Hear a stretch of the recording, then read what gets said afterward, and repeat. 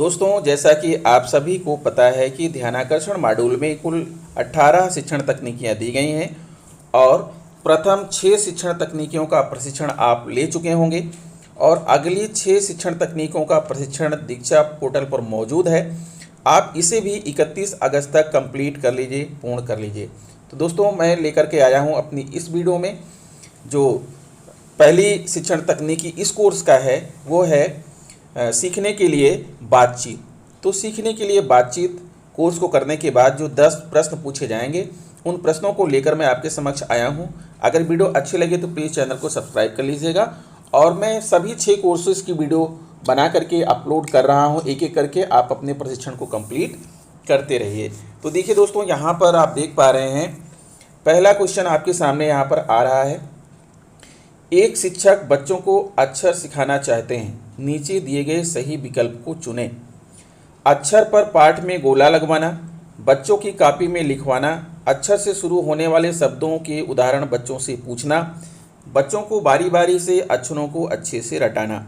तो आपके हिसाब से यहाँ पर क्या सही होना चाहिए दोस्तों? मेरे हिसाब से तो यहाँ पर ऑप्शन 3 सही है। अक्षर से शुरू होने वाले शब्दों के उदाहरण बच्चों से पूछना। आगे बढ़ते हैं, अगला प्रश्न है, इसको ओपन कर लेते हैं। एक शिक्षक कक्षा के दौरान बच्चों को हाव भाव के साथ कहानी सुनाते हैं। कहानी सुनाते हुए वो बच्चों के बीच बीच में प्रश्न भी पूछते हैं और बच्चे भी उसी के अनुसार उत्तर देते हैं। इस प्रकार के क्रियाकलाप से आपको बताना है जो है कि इस प्रकार के क्रियाकलाप से कक्षा में केवल बच्चों के बीच आत्मीयता बढ़ेगी, बच्चों के अंदर अनुशासन आएगा, शिक्षक व बच्चों के बीच एक संबंध बनेगा या बच्चों को सीखने में मदद मिलेगी। तो दोस्तों, यहाँ पर इस प्रश्न का जो राइट आंसर हमारे हिसाब से है वो है बच्चों को सीखने में मदद मिलेगी। ये जो है आपका राइट है। आगे बढ़ते हैं, अगला प्रश्न है, शिक्षक व बच्चे अपने विचारों का आदान प्रदान जिस शिक्षण तकनीक से करते हैं वह शिक्षण तकनीक कहलाती है।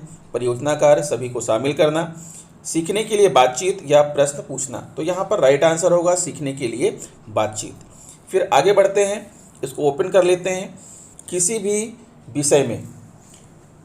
विषय में बच्चों से बातचीत करने से होता है क्या? सीखने की क्षमता का विकास, आपसी झिझक दूर होती है, सीखने में मदद नहीं मिलती, समूह भावना का विकास। नीचे दिए गए विकल्प को चुनिए। तो हमारे हिसाब से दोस्तों यहाँ पर पहला, दूसरा और चौथा विकल्प आपका राइट है। तो हम इसको टिक करते हैं और आगे बढ़ते हैं।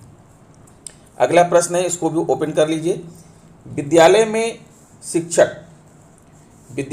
शिक्षक निम्नलिखित कार्य करते हैं। ध्यान दीजिएगा, शिक्षक के बारे में कह रहे हैं। विद्यालय में शिक्षक निम्नलिखित कार्य करते हैं। बच्चे शिक्षक की बातों को दोहराते हैं, शिक्षक बच्चों को जोड़ी में बात करने का मौका देते हैं, बच्चों के अनुभवों को सुनना व साझा करने का अवसर देते हैं, शिक्षक ही केवल प्रश्न उत्तर करते हैं। तो मेरे हिसाब से दोस्तों यहाँ पर ऑप्शन नंबर 2 और 3 ये दोनों सही होने चाहिए। तो मैं इसी को टिक कर रहा हूँ, 2 और 3 को। फिर आगे बढ़ते हैं और अगला प्रश्न आपके सामने देखिए, इसको भी ओपन कर लीजिए। शिक्षक कक्षा में बातचीत के लिए निम्नलिखित गतिविधियों का आयोजन करते हैं। कक्षा में बातचीत के लिए कौन कौन सी गतिविधियाँ हैं? खेलों के माध्यम से, ग्रिड गेम आधारित, गणितीय आंकड़ों से, क्वेश्चन आवर में। नीचे दिए गए विकल्पों में से सही विकल्प चुनिए। तो दोस्तों, यहाँ पर आपके चारों ही विकल्प सही हैं, अर्थात 1 2 3 4 ये चारों के चारों सही हैं। ओके, आगे बढ़ते हैं और अगला प्रश्न है, इसको भी ओपन कर लीजिए। कुछ कथन नीचे दिए गए हैं, इनको जो है हमें पढ़ना है और पढ़ करके इनके उत्तर देना है। बातचीत से बच्चों को आपसी चर्चा करने का मौका मिलता है। बातचीत नीरस व बोझिल हो, विषय वस्तु आधारित बातचीत हो, कमज़ोर बच्चों के प्रति विशेष सावधानी हो। शिक्षक के रूप में आपको अपनी कक्षा शिक्षण के दौरान ऊपर दिए गए किन किन बिंदुओं को करना चाहिए? नीचे दिए गए सही विकल्प को चुनें। तो दोस्तों, यहाँ पर पहला, तीसरा और चौथा ये विकल्प जो है बिल्कुल सही हैं। तो इसको टिक करेंगे 1 3 और 4। आगे बढ़ते हैं, इसको भी ओपन कर लीजिए।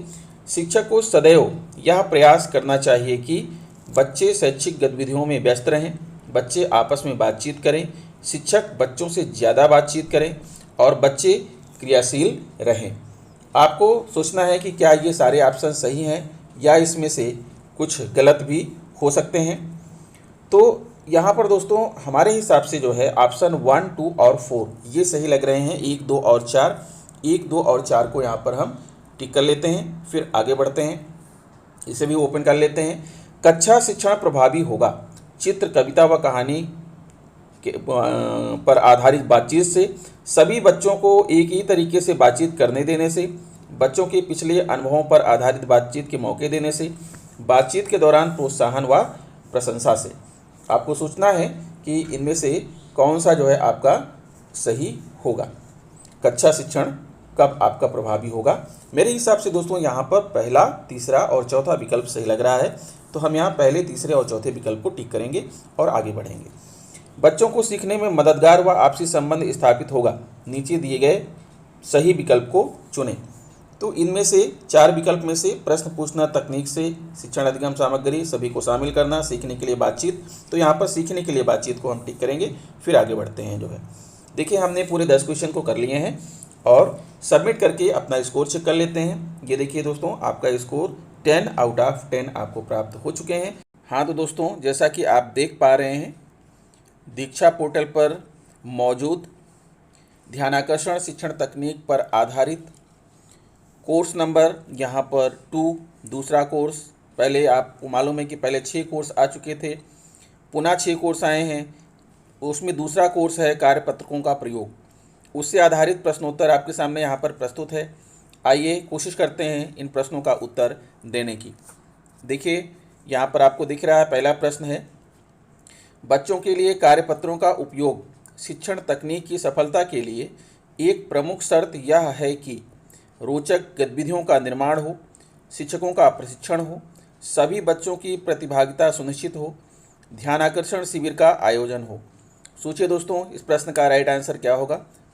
दोस्तों हमारे हिसाब से इस प्रश्न का सही जवाब है सभी बच्चों की प्रतिभागिता सुनिश्चित हो, इसे टिक करेंगे। आगे बढ़ेंगे और अगला प्रश्न आपके सामने है, कार्यपत्रक पर कार्य करने से, इसको आप ओपन करके बड़ा कर लीजिए।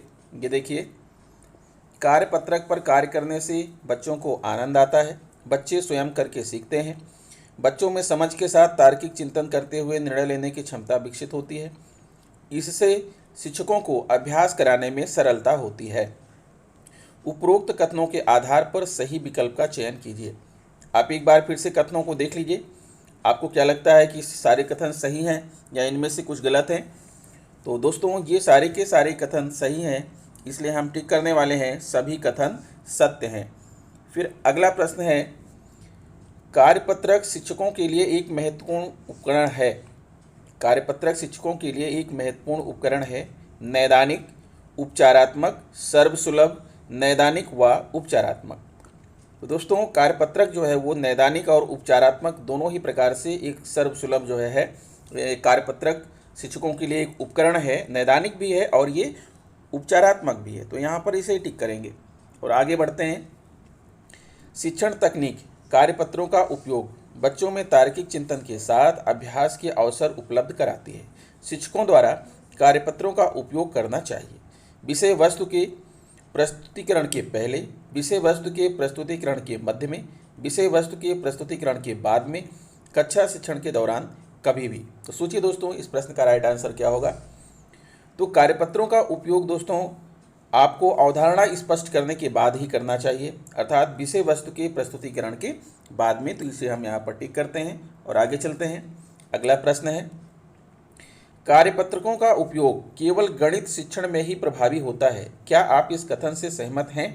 सहमत, असहमत, गणित और अंग्रेजी विषय के लिए सहमत, आंशिक रूप से सहमत।